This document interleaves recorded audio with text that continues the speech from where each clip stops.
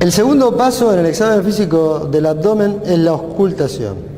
En la auscultación debe auscultarse todo el abdomen, porque si bien lo más jerarquizado es la auscultación de los ruidos hidroaéreos, hay otros hallazgos que vamos a referir más adelante que también son importantes.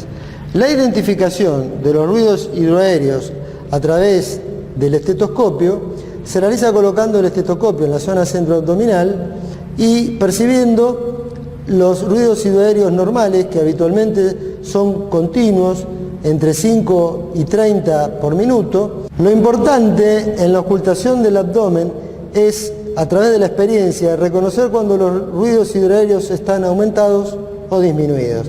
Están aumentados y acompañados de dolor cólico en el caso del hilio obstructivo. Están disminuidos y acompañados de dolor continuo en el caso de la peritonitis, y están disminuidos y sin dolor en el caso del hilio paralítico. Además de los ruidos hidroaéreos, el estetoscopio debe recorrer el abdomen tratando de percibir otros sonidos, entre ellos los soplos.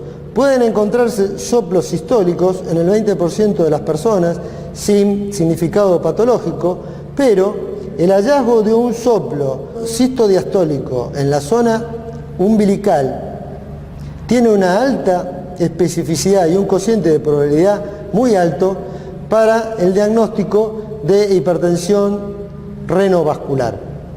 También sobre la zona del hígado o sobre el vaso pueden auscultarse frotes en el caso de infartos esplénicos o de infartos hepáticos. Por último, y en algunas situaciones, si bien no es muy frecuente, en los pacientes que tienen hipertensión portal puede estar recanalizada la vena umbilical y puede auscultarse un murmullo que se conoce como murmullo venoso.